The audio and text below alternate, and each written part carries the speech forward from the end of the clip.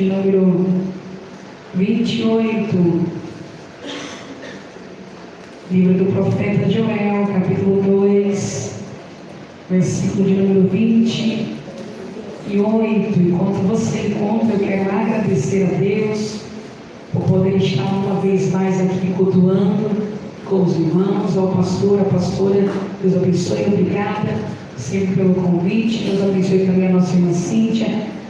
Obrigada pelo convite. Deus continue te abençoando, toda essa igreja, aos irmãos, a irmã que louvou, seu esposo. Deus abençoe vocês também. É sempre um prazer poder estar entre os irmãos. Deus abençoe a irmã Osana. Por certo que vocês no louvor repetiu bastante Osana, e ela tem um sorriso muito grande, tá bom? Mas a glória ainda é de Deus, Osana. Deus abençoe a sua vida. Eu glorifico ao Senhor por tudo que Ele tem feito, e é sempre um prazer poder estar aqui continuando com os irmãos. Capítulo 2 do livro do profeta Joel, versículo de número 28. Você que encontrou, diga amém. Amém.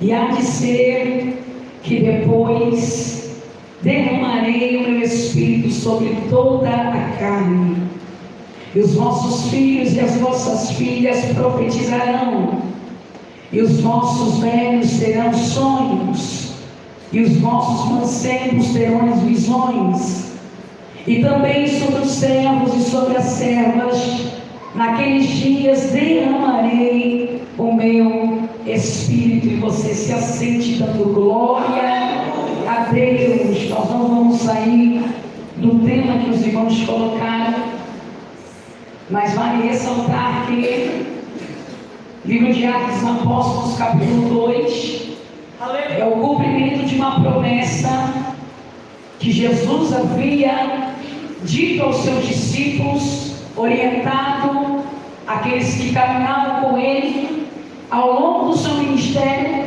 após a sua ressurreição, quando Ele está no Monte das Oliveiras, e orientou os seus discípulos acerca que ficassem em Jerusalém, até que do alto recebessem o revestimento de poder, para que pudesse então ser testemunha em toda a Judéia, Samaria, até os confins da terra. Só que esse texto de Atos 2, 4, ou Atos 2 inteiro, também é uma promessa em que o profeta Joel, a mão de Deus, profetizou sobre o povo, não só de Israel, mas sobre algo futuro, que acontece no texto de Atos 2.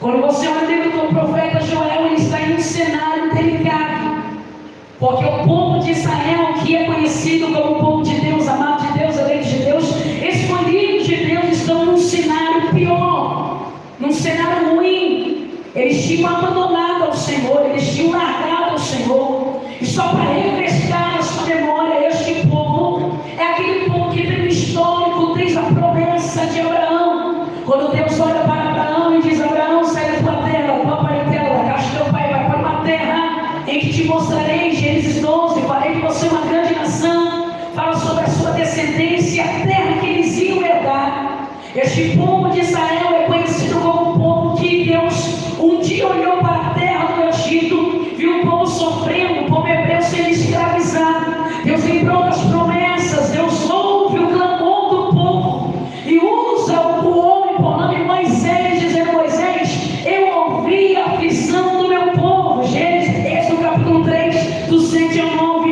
e resolvi descer para tirar este povo de matéria de escravidão e fazê-lo subir para uma terra que manda leite e mel,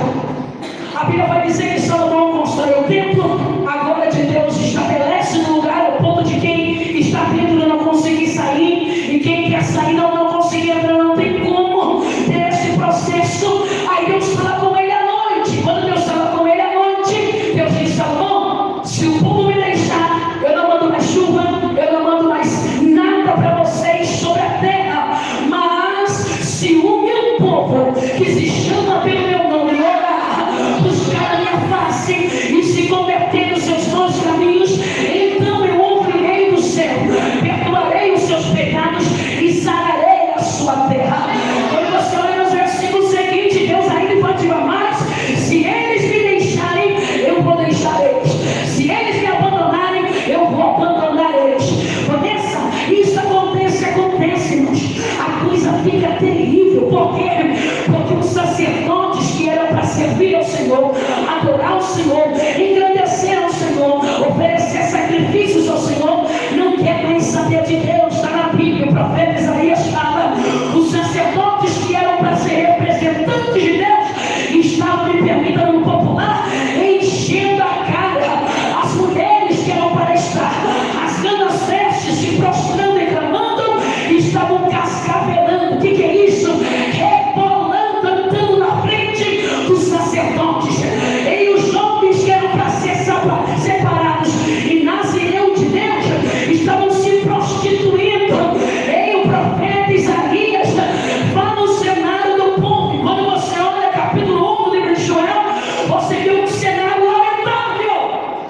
Não tem chuva, não tem colheita, não tem pão, não tem vinho, não tem azeite. Os gafanhotos vão entrando em um processo onde corta, migra, come. Sobre a terra não é um problema ecológico, é uma quebra de aliança. O povo deixou ao Senhor, o povo abandonou o Senhor, e o profeta Joel é levantado por Deus em um cenário. Eles estão próximos ao cativeiro, eles estão próximos a entrar em outro processo, mas o cenário é: vocês deixaram ao Senhor. E por deixar ao Senhor, irmãos, eu costumo dizer que Deus não é babá, Deus não coloca chupeta na boca de ninguém. Igreja não é negócio, palavra não é feira do rolo, e evangelho não é barranca. Ei, aqui é lugar de adorar ao Senhor e agradecer a Deus. Não tem como, não tem como, não tem como querer tudo que Deus dá e não querer a Ele, querer tudo que Deus tem para oferecer e não querer a Ele. Se quer a bênção, tem que querer também o dono da bênção, chamado Jesus, o Cristo. Precisa entregar-se ao Senhor. Só que quando você olha o texto, você percebe um cenário terrível, porque o povo abandonou a Deus. Cá para nós, irmãos, eles não tinham do que reclamar, eles não tinham do que questionar, mas deixam ao Senhor. O profeta Joel se levanta e ele vai dizer: olha, veio o gafanhoto, cortador, migrador, devorador. É um processo de evolução do gafanhoto. Destruiu toda a terra. Não tinha pão, pão na Bíblia é alimento. Não tinha, irmãos, não tinha. Quando você olha no Novo Testamento, pão também na Bíblia, e no Antigo Testamento é palavra. E a partir do momento que não tem pão, irmãos, e não tem palavra, não tem nada, como perece. A partir do momento que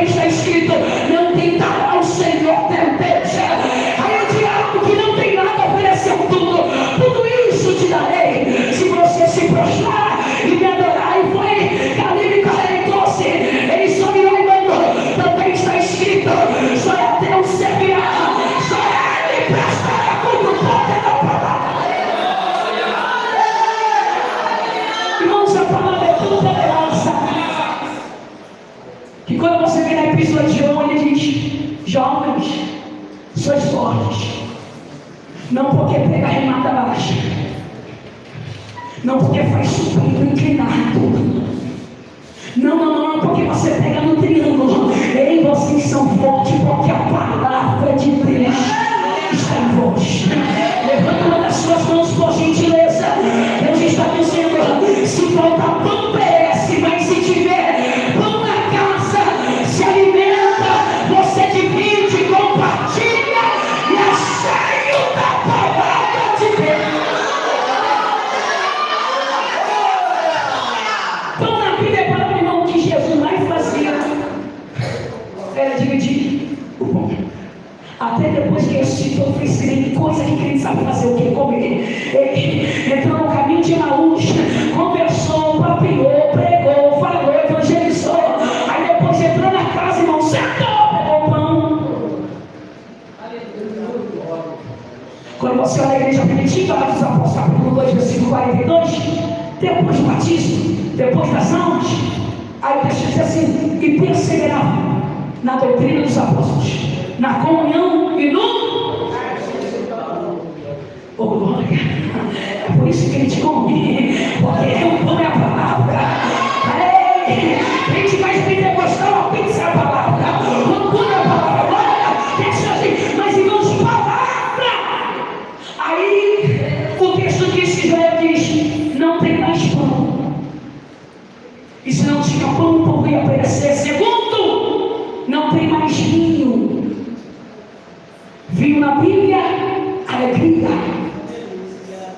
Irmãos, o povo de Israel pereceu, porque a partir do momento que não tinha mais essa alegria, não tinha motivos para adorar a Deus. Um dia que levaram a arca da aliança presa pelos filisteus, o povo chorava, e diz a Bíblia que o povo gritava, de longe se ouvia. Por quê? Porque não tinha mais presença de Deus. Quando eles são levados cativos para a Babilônia, o vinho não é de Deus, o lugar não é de Deus. Aí alguém olha para eles em Salmo 137 e diz: canta, canta meu filho, canta. Eles vão dizer: como é que a gente vai cantar? O lugar não tem Deus, o templo não é de Deus, o vinho não é de Deus, a comida não é de Deus, o rei também não é de Deus. Não temos motivos para se alegrar. Quando eles recebem, permita-me, a carta de euforia, eles ficam dando conta. E Salmo 126 vai dizer: quando o Senhor nos trouxe do cativeiro, parecíamos como aqueles que sonham. Então a nossa boca se encheu de riso, a nossa língua de cânticos. As nações vizinhas diziam: grandes coisas fez o Senhor por esses. Mas nós dizíamos: grandes coisas fez o Senhor por nós, e é por isso que estamos alegres. Você que o apóstolo Paulo vai dizer: não vos embriagueis com vinho em que há contenda, mas enchei-vos do Espírito Santo.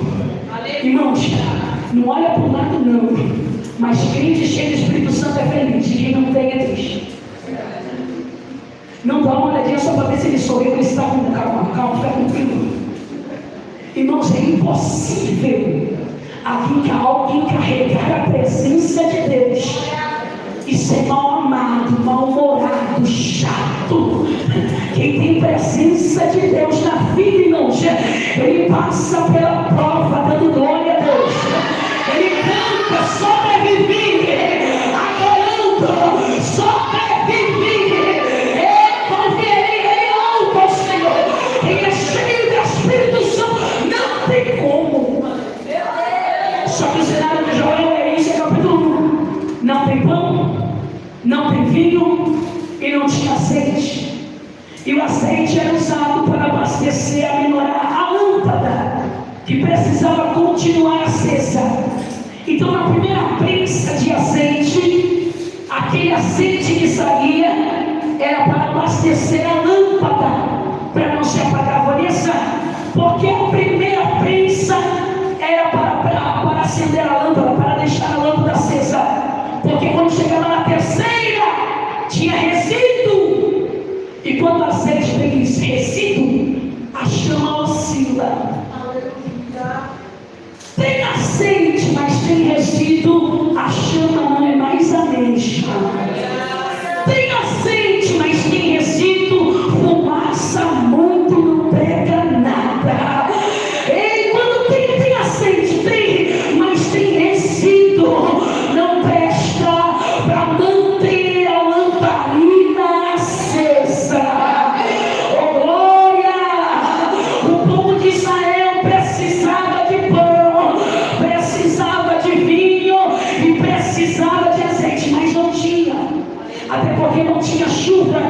sobre a terra. Deus está dando uma sentença quando você olha o capítulo 1 inteiro. E a sentença de Deus é: vou permitir, vou deixar, não popular, vamos sofrer, não porque Deus é um Deus mau, mas por conta dos próprios pecados do povo. Só que quando chega no capítulo 2, e você lê desde o versículo 1, há um clamor. E diante desse clamor, dessa apresentação a Deus sobre o cenário do povo, Deus vai usar o profeta Joel. E Joel vai dizer: se vocês se arrependerem, se vocês mudarem de vida, se vocês serem transformados, se vocês se converterem, se vocês no popular mudarem a rota, Deus muda a vida de vocês. Aí Deus fala com o povo através de Joel e ele diz: ao invés de vocês rasgarem as vestes, rasguem o coração. Era costume eles irem nas praças públicas e em sinal de humilhação rasgar as vestes. Só que você entende que rasgar as vestes, só isso encantava só os homens. Um dia Jesus olhou, Mateus capítulo 6, e diz: ei, vocês fazem as suas ações para apresentar aos homens, já receberam a recompensa. Então não fique parado nas esquinas como os religiosos costumam fazer, que é orar de verdade, quer dizer, que é aquela oração do manto, do mistério. Entra no teu quarto, fecha a tua porta, e teu pai que está em secreto vai te recompensar. Jesus diz: não fica dando esmola. Ei, se fosse nos dias de hoje, não dá esmola não, para mostrar para todo mundo que é da esmola. O que uma mão fizer, a outra nem tem que saber. Aí ele diz: se for jejuar, meu filho, ei, se fosse a minha versão atualizada, se você for jejuar, escova os dentes, penteia o cabelo, lava a cara, tira a remela, meu filho. E quem precisa saber que você está jejuando? Ei, quem tem que saber é teu pai que está em secreto. O povo de Israel era cultural, eles tinham este costume de fazer isso em público. Só que nesse texto, Deus está dizendo: eu não quero que vocês exponham aos homens aquilo que precisa expor a mim. Eu não quero que vocês se apresentem aos homens aquilo que tem que apresentar a mim. Então, se vocês querem mostrar arrependimento, não rasguem a roupa, rasguem o coração. Deus vai dizer para o povo: se convertam, voltam aos meus caminhos. Irmãos, o povo queria uma mudança de vida. E desculpe, eu falo no popular, o povo queria a presença de Deus de volta. O povo queria ver Deus manifestando. Aí Deus vai dizer para o povo: já que vocês querem a mim, voltem para a origem, se convertam, mudam de vida, sejam transformados. Irmãos, eu não incluo, a gente já orou mais, a gente já clamou mais, a gente já se entregou mais, a gente já se dedicou mais, a gente já se rendeu mais ao convite de Deus para nós, voltem ao Senhor, entreguem-se ao Senhor. Conhece, eles precisavam se converter sim. Por quê? Porque pecaram. E pecar é o quê? Errar o alvo, errar o caminho. Onde erraram? A pergunta que eu fiz para Deus: quando nós erramos?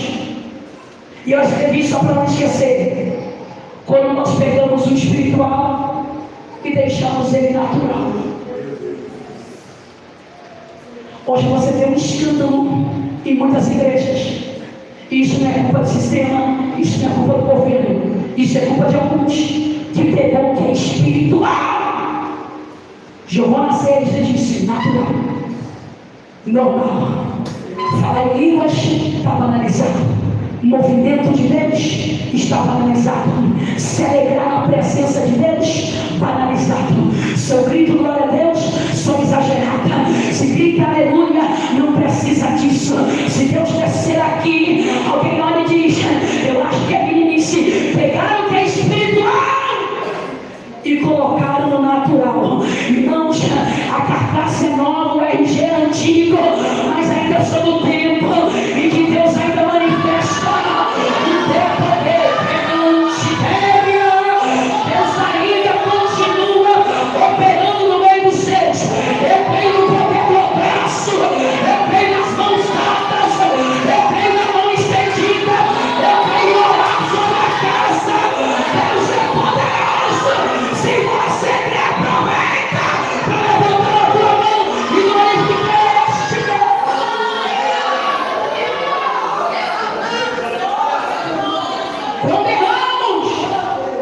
Quando o espiritual virou natural, não, irmãos, eu ainda continuo neste tempo. Quando o dia pegou não dá certo, quando o dor enxaqueca não dá certo, quando as coisas não derem certo, a gente resolve o problema na oração. Quando dá a roupa estralar, ei, não é porque está antigo. Quando a geladeira tremer, não é porque é velha. Quando você vê um culto passar e sabe que não é rato, levanta a tua mão e manda embora em nome de Jesus. A Vanessa, mas ele chegou daquele jeito, ela chegou daquele jeito, dá banho, deixa dormir, vai na ponta do pé, estende a mão e manda aquele capeta embora. Coisas espirituais. Quando erramos, quando pegamos as coisas espirituais e deixamos natural. Segundo, quando erramos, como quando começamos a endeusar o natural. Pega muito, canta muito, irmãos, é presença de Deus, mais nada. Nossa, mas é presença de Deus e mais nada. Não, ele é top. Eu estava em outro estado algumas semanas atrás e alguém disse: quebrou tudo. Eu falei: não quebrei, não está inteiro. O banco está inteiro, o público está inteiro. Não estou falando, irmã, não se arrebentou. Arrebentou o que? Me fala que eu pago, eu conserto. Não, a irmã fez um mover. Que mover, minha filha, só se for depois do culto. Mover o pão para comer. Não, a irmã não cuidou, não. Irmãos, é presença de Deus. É presença de Deus. Quando erramos, quando começamos a endeusar aquilo que é natural. Isso é cadeira, isso aqui não é anjo, não. Isso aqui é flor, isso aqui não é anjo, não. Isso aqui é carne e pecador. Isso aqui não é Deus, não. Ei, não vamos trocar no lugar da glória, quem é da glória. A presença de Deus, Deus é digno de ser adorado. Deus é único.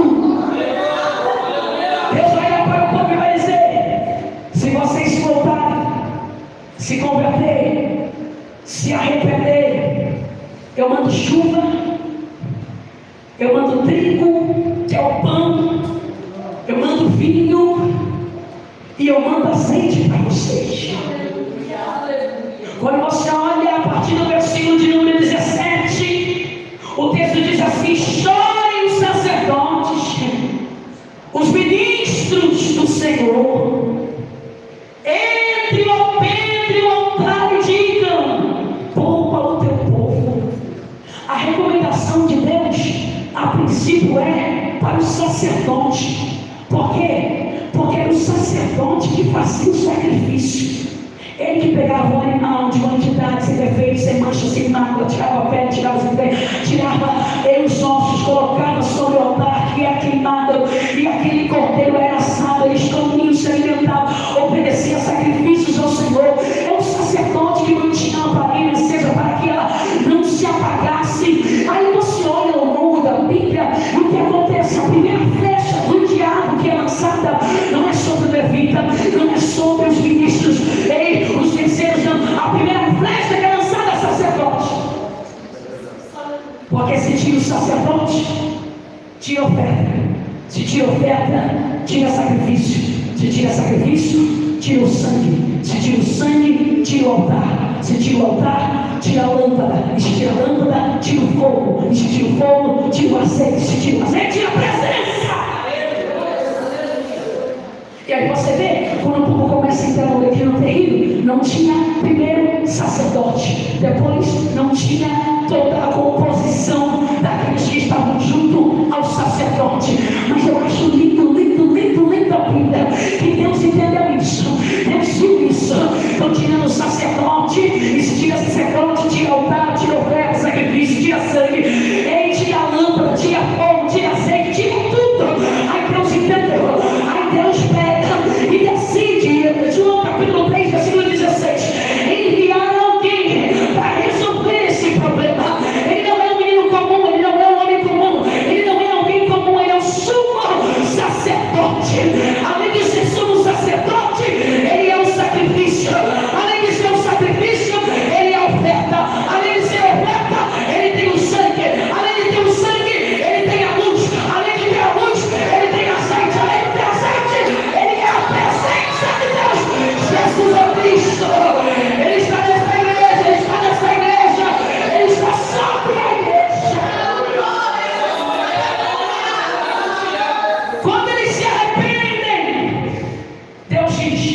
Versículo 28. E há de ser que depois, ou na sua versão vai estar depois disso. Depois do quê? Depois de arrependimento. Esse Espírito que vai descer sobre o povo, só vai descer depois de arrependimento. Esse Espírito que vai descer sobre o povo, vai ser depois de conversão. Esse Espírito que vai descer sobre o povo, só depois de mudança de vida. Esse Espírito que vai descer sobre o povo, não é sobre o povo que ia frequentar a igreja, não é sobre o povo que vai frequentar culto, não é sobre o povo que pratica, é sobre o povo que vai ter uma vida transformada, conversão. Deus não habita, Vanessa, Deus habitar não é Deus usar, é diferente. Deus usa quem Ele quer, do jeito que quer, da forma que quer. Deus habitar é outra coisa, é totalmente diferente. Um dia Paulo dando algumas instruções para a igreja de Corinto, que era fogo, puro, manto, mistério, dons, revelação, mexia adultério, fornicação, de um monte de coisa errada. Ele vai dizer, 1 Coríntios capítulo 3, versículo 16: não sabeis vós que sois templo de Deus e que o Espírito Santo de Deus habita em vós. Então Deus usar não é Deus habitar. Esse Espírito que ia descer, ser derramado sobre o povo, não é sobre qualquer povo, e não é sobre no sentido geral, não, pelo contrário, era um povo que precisava estar alinhado com a palavra de Deus. Vanessa, se é cheio de Espírito Santo, é pular, é baixar, é rodar. Não é não, meu filho, isso é bom, eu gosto, me chama para marcha e eu vou. Mas se é cheio do Espírito Santo, é conduta de vida, conduta cristã, é a prática, é vivência. Diz que é cheio do Espírito Santo, mas fala palavrão. Diz que é cheio do Espírito Santo, mas é contendeiro. Diz que é cheio do Espírito Santo, mas é mentiroso. Diz que é cheio do Espírito Santo, mas é sem vergonha. Deus não habita e tem pra si. Quer mantiver a séria? Não. Mas Deus usa, prega muito, canta muito, fala muito, toca muito, limpa muito. Que bênção! Ficou aqui. Não vai ver nem o pé de Jesus.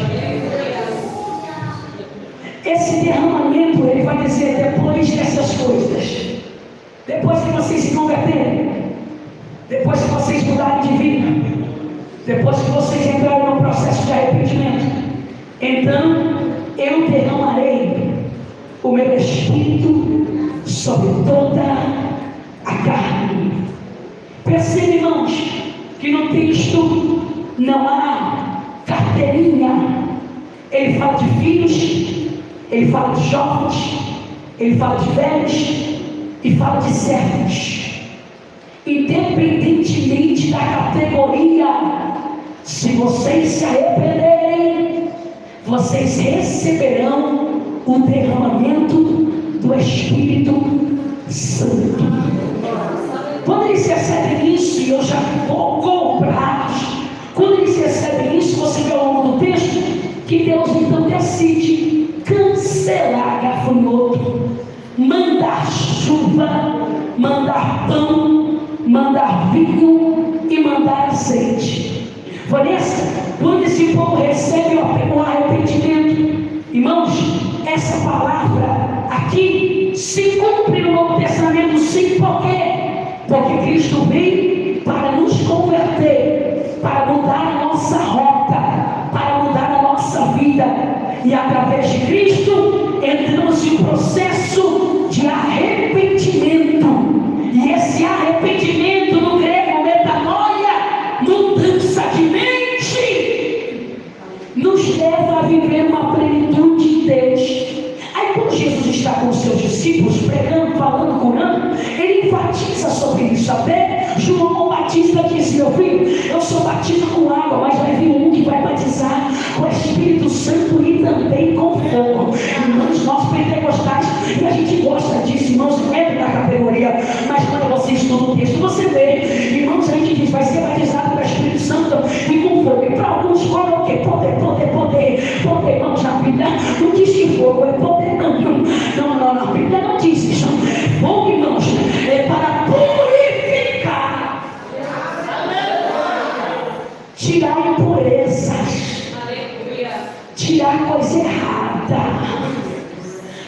coisa que não presta. Você já deve ter ouvido ou visto como que é o processo do ouro no fogo. Tira a impureza. A Bíblia diz que as nossas obras vão passar pelo fogo. Porque, irmãos, para tirar a impureza, quando você recebe o Espírito Santo, o batismo, ele vai te batizar assim com o Espírito, mas com fogo que limpa o pecado, limpa a mentira. E eu fico feliz, irmãos, porque aquilo que eu não consigo fazer, Deus é poderoso para fazer. Um dia Davi disse: Senhor, faz o seguinte, já que eu falo muito, coloca teu guarda na minha boca, para eu não pecar contra ti. Se não para Deus entrar, para a gente entrar no céu, deixa ele purificar, deixa ele limpar, deixa ele transformar, fazer o que quiser. Essa palavra se cumpre sim. Cristo vem para então purificar, limpar, nos tirar do pecado. Quando Cristo vem nas suas orientações, como eu disse, Cristo vem ali de alinhar o homem até Deus. Ele prega, fala, anuncia, mas quando ele está já ressuscitado no Monte das Oliveiras, ele dá uma orientação aos seus discípulos dizendo: fica em Jerusalém, não saia até que do alto vocês sejam revestidos de poder. Revestir, colocar algo por cima, revestimento de poder. Espírito Santo não define salvação. Receber Espírito Santo não tem nada a ver com salvação, mas esse revestimento é para quê? Para ser testemunho. A pergunta que não quer calar: ser cheio do Espírito Santo para quê? Você chega em Atos Apóstolos capítulo 2 e você vê um texto dizendo: cumprindo-se o dia de Pentecoste. O Pentecoste era conhecido como a festa das colheitas. Você vê que é parecido, porque o derramamento do Espírito Santo em Joel vai acontecer depois que Deus manda chuva, manda pão, manda vinho e manda azeite. E aqui, cumprindo-se o dia de Pentecoste, a festa das semanas, das colheitas, eles ouviram um som como de um vento veemente e impetuoso. Eles estão todos reunidos. Reunir aqui no texto, no grego, não é só junção de pessoas, é unidade. Que é isso? Eles só vão receber porque estão todos com o mesmo propósito. Eles só vão receber, irmãos, desculpe, mas tem coisa que a gente não recebe. Tem igreja que não recebe, tem família que não recebe, tem casal que não recebe, e tem filhos que não recebem porque não está no mesmo propósito. Todos que estão aqui, 120 pessoas, todos estão com o mesmo propósito, reunido, orando, aguardando a presença do Espírito Santo de Deus. Como eles estão reunidos, ou seja, no mesmo propósito, eles ouviram um som como de um vento veemente e impetuoso que enche a casa. Eles viram línguas repartidas como de fogo pousando na cabeça de cada um. O que eles recebem? Poder. A pergunta que eu faço: poder para quê? Para mostrar quantas vezes eu falo em línguas. Poder para quê? Para mostrar que eu oro mais do que você. Não. Poder para quê? Foi Jesus quem disse: ser testemunha. A Bíblia diz que o que eles recebem é tão grandioso que enche a casa. E tudo aquilo que enche, irmãos, uma hora passa. Concorda? E você vê no texto. Eles são cheios, eles não conseguem ficar dentro. Eles saem. Quando saem, isso aqui é para nós. Quando saem, quem olha diz: eu acho que é goró. Aí eu pergunto para você, irmão, como ser cheio do Espírito Santo? Porque o texto vai dizer que a Xana estava embriagada. Eu nunca vi até hoje um bêbado comportado. Um bêbado fica como? Se passar alguém aqui na rua, na hora que Deus envolver, a gente vai dizer: ixi. Aí a gente levanta e diz: isso aqui não é bebida, porque agora é 20 horas e 39 minutos. Isso aqui é o que o profeta Joel profetizou, que nos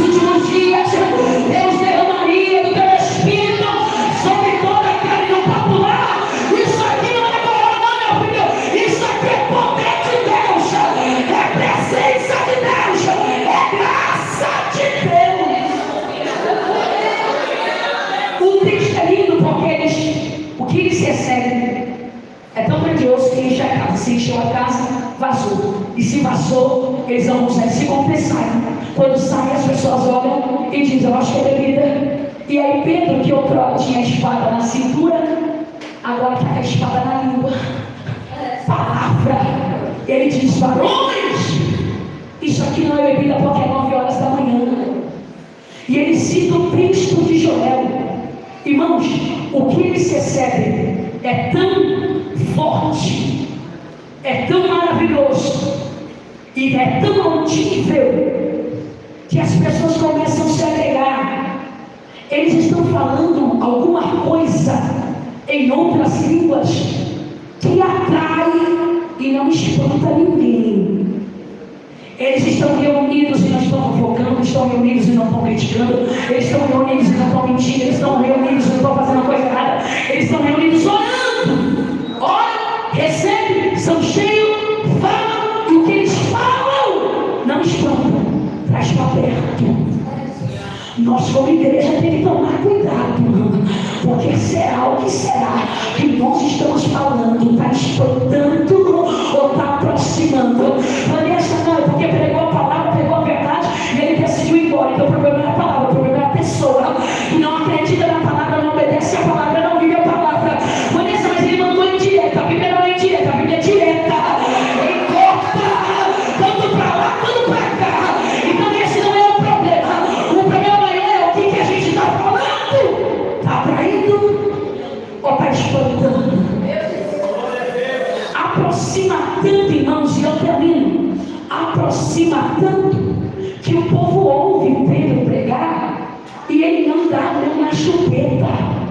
Ele vai dizer sobre o profeta Joel e vai dizer: eu estou pregando aqui o Cristo que vocês crucificaram. Foram vocês que entregaram o nosso Jesus. No popular, a culpa é de vocês. Faz o seguinte: se arrependa, muda de vida e vocês podem receber. Aí alguém diz para ele: como é que a gente faz para receber esse negócio aí? Ele diz: é simples, se arrependa, muda de vida, batizado e recebe o Espírito Santo. Irmão, não passou a mão na cabeça de ninguém. Não falou: é melhor assim na igreja do que no mundo, deixa assim, vive errado, do jeito errado, e não tem problema. É melhor não. Pedro não fez isso. Pedro falou assim: você tem que mudar de vida. Se não mudar, não recebe. Se não mudar, não é transformado. Se não mudar, não tem parte com Deus. Não dá, não. A gente vive uma pseudo-graça, uma mentira da graça.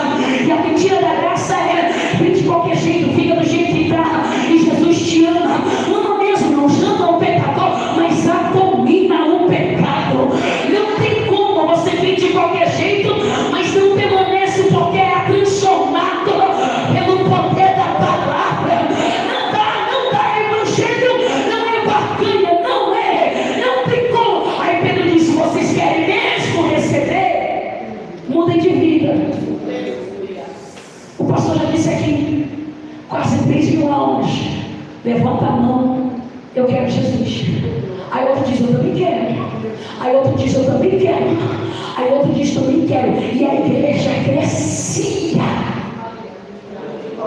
O que eles recebem aqui, irmãos, é um poder para pregar, para sair do lugar que estão e anunciar, e as pessoas pudessem ver na sua conduta, na sua prática de vida. Pedro e João, diz Atos Apóstolos capítulo 4, eram homens incultos, iletrados, eram homens que não conheciam muito bem a letra, mas os homens, os soldados, as autoridades olhavam para ele e diziam: mas eles são cheios do poder de Deus.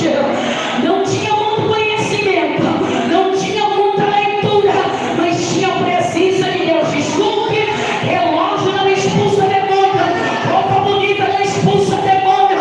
Quem expulsa demônio, quem tem poder e autoridade, pelo poder do nome de Jesus. Conheça esse poder ser assinados para algumas teologias, sim. Desculpe, o problema é deles. Para a gente, continua até hoje. Vai durar até quando? Vocês cantaram, eu fiquei tão feliz de não cantar, porque ontem eu participei de um culto e mais da metade dos filhos que louvaram aqui, louvaram lá. Eu já entendi, Jesus falou comigo, se não falou com você, não tem problema, Jesus está feliz, porque comigo ele falou. Oh, glória a Deus, por essa presença do Espírito Santo vai durar até quando? Irmão, você entende que isso aqui é tempo. Nós somos o tempo. E o Espírito Santo de Deus habita em nós. Isso vai durar, primeiro, até a nossa morte. Segundo, até Jesus voltar. Vanessa, e por que a gente não vai precisar ter o Espírito Santo dentro de nós quando Jesus voltar? Porque estaremos diante da presença real de Cristo. Vanessa, como vai ser? Eu resumo em menos de 5 minutos. Como será? A Bíblia vai dizer, o apóstolo Paulo vai dizer na primeira carta aos Coríntios, capítulo 15, 51 e 52. Eis que nos diga o mistério, que nem todos dormiremos, mas seremos transformados num abrir e fechar de olhos ante a última trombeta. O que vai acontecer? O anjo vai tocar a trombeta, os mortos em Cristo. Vanessa, mas se é uma pegada não, ressurreição fala de corpo. Vanessa, se morreu cremado, morreu mutilado, eu não sei, o corpo vai se ajuntar, vai formar um corpo e ele vai ser ressuscitado. E nós que estivermos vivos, transformados. Para onde a igreja vai? Para o céu. E no céu vai ter o quê? Bodas do Cordeiro e tribunal de Cristo. Tem isso galatando pelas obras, recompensa pelas obras. Hoje pela manhã foi Santa Ceia na igreja. E quem serve a ceia é o pastor, é o presbítero, é o diácono, os obreiros. Mas aquele dia, irmãos, quem vai servir a ceia não é o pastor, não é o diácono, não é o obreiro. Quem vai passar a ceia? Jesus, Jesus, Jesus a Cristo vai ser. Vanessa, e aqui na terra, permita, meu bicho vai pegar, meu filho. Capeta, demônio, capiroto, anticristo, falso profeta, garfo, chifre, tudo.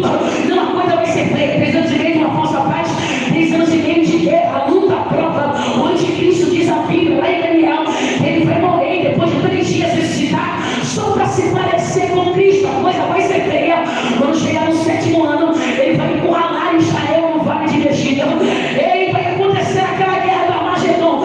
Antes de ele executar o povo de Israel, Cristo veio, desce no Monte das Oliveiras que outrora subiu, e não vem sozinho não, ele vem com a igreja.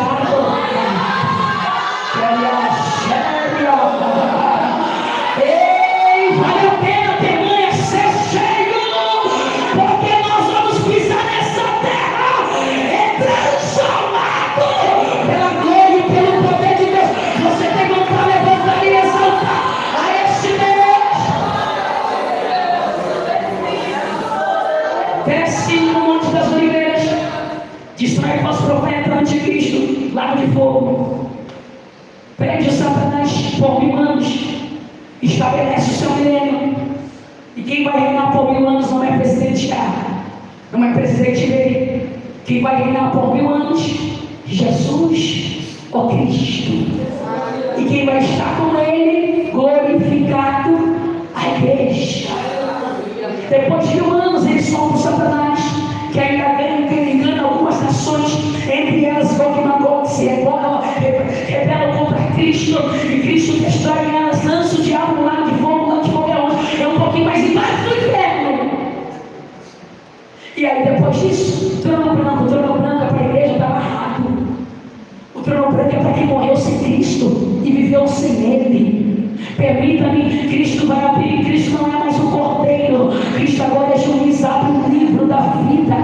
No trono branco, os mortos que morreram, aqueles que morreram sem Cristo ressuscitam, e aqueles que viveram sem Ele comparecem ao trono branco. Cristo vai dizer, permita-me, popular, próximo, vai o teu nome, fulano de tal. Ele vai procurar no livro, fulano de tal. Ele vai procurar no livro e vai dizer, não estou achando o teu nome. Aí o camarada vai citar Mateus 7, Senhor, mas eu peguei, eu evangelizei, eu falei até línguas. Mas Cristo vai dizer, apartai-vos de mim, vós que praticais iniquidades, porque eu não te conheço. Para onde ele vai?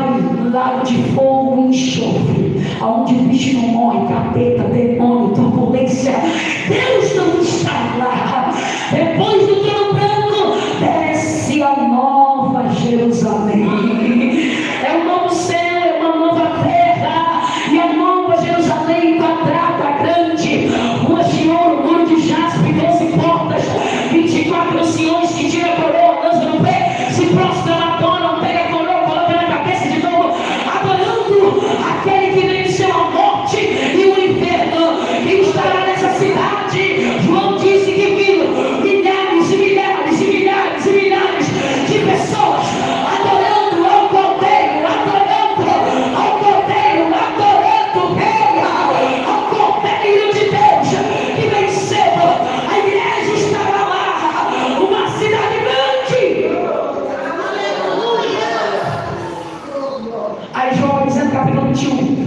Não haverá morte, não haverá choro, não haverá dor, não haverá angústia. Ficarão de fora os idólatras, mentirosos, adúlteros, fornicários, feiticeiros. Eles ficarão de fora. No último capítulo da Bíblia, 22, versículo 17, ainda há um convite para ser cheio da presença do Espírito Santo de Deus. Ele diz: o Espírito e a esposa dizem: vem. E quem ouve, diga: vem. E quem tem sede, venha. E quem quiser, tome de graça da água da vida. Glória, conheça, porque eu preciso ser cheio do Espírito Santo. Não é ser cheio e encher o culto e esvaziar depois que sai. Não é ser cheio no culto e esvaziar amanhã no trem. É ser cheio continuamente, todos os dias. Porque aquele que estiver abastecido pela presença do Espírito Santo verá o Senhor face a face. Fica de pé, por gentileza.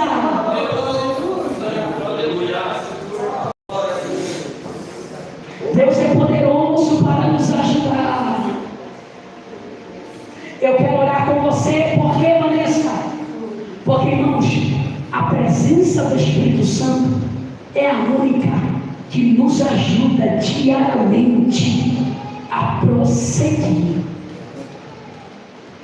O Espírito Santo é aquele que nos ajuda a seguir a jornada.